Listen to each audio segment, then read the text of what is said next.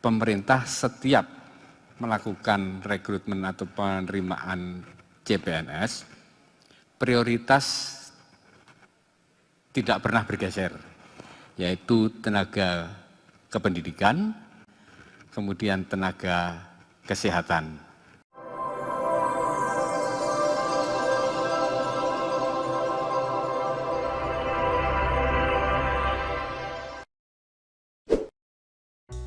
Para deputi BKN menjawab pertanyaan-pertanyaan yang telah dirangkum oleh Panitia Rakornas Kepegawaian Virtual 2020 BKN.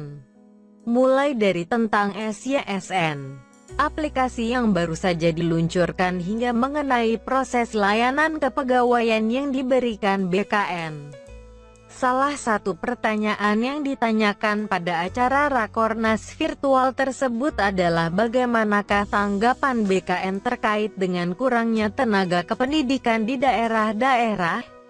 Pertanyaan ini dijawab BKN yang diwakili oleh Aris Windianto, Deputi Bidang Mutasi Kepegawaian. Dari tahun ke tahun prioritas penerimaan CPNS tidak pernah bergeser, yaitu tenaga kependidikan dan kemudian tenaga kesehatan, yang keduanya merupakan pelayanan dasar. Ini ada pertanyaan lanjutan Pak, ini sepertinya ke Pak Aris ini. Nah ini pertanyaannya mengenai bagaimanakah tanggapan BKN terkait dengan kurangnya tenaga kependidikan di daerah-daerah Pak? Silakan Pak Aris. Terima kasih, pertanyaan yang hampir ditanyakan oleh semua daerah. Saya berapa kali mendampingi kunjungan kerja Komisi 2 DPR dan curhatan dari para kepala daerah, antara lain hal tersebut. Bapak Ibu sekalian yang saya hormati,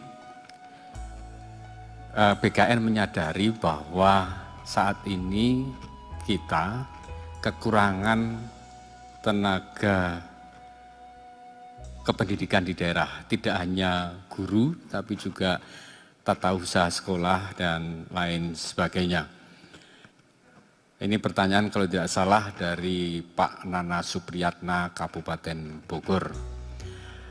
Logikanya, kalau Kabupaten Bogor saja menanyakan kekurangan tenaga kependidikan, bagaimana yang ada di pelosok timur ya, Pak? Indonesia?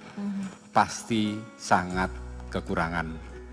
Nah, dari tahun ke tahun, pemerintah setiap melakukan rekrutmen atau penerimaan CPNS, prioritas tidak pernah bergeser, yaitu tenaga kependidikan, kemudian tenaga kesehatan.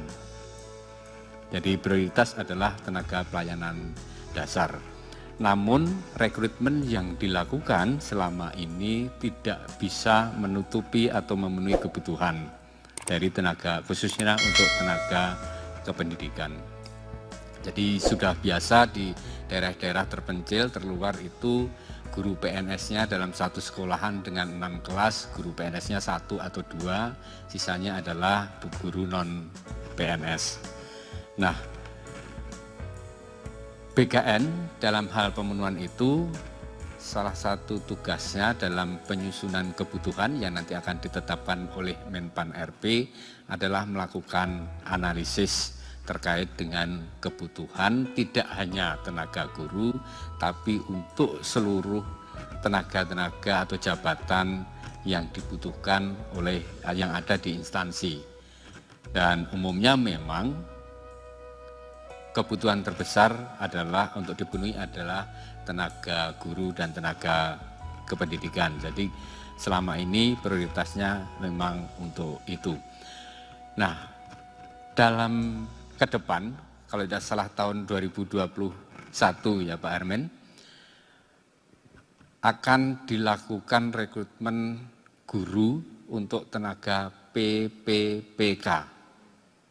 Jadi mungkin walaupun bukan ranah atau kewenangan Deputi Mutasi, namun karena sudah tersebar luas dan sudah disosialisasikan, mungkin kami informasikan bahwa mulai tahun 2021 Kementerian Pendidikan dan Kebudayaan mengalokasikan untuk penerimaan guru PPPK kurang lebih 1 juta, menuju 1 juta pemenuhan. Artinya dalam beberapa tahun tersedia formasi untuk 1 juta guru dari PPPK.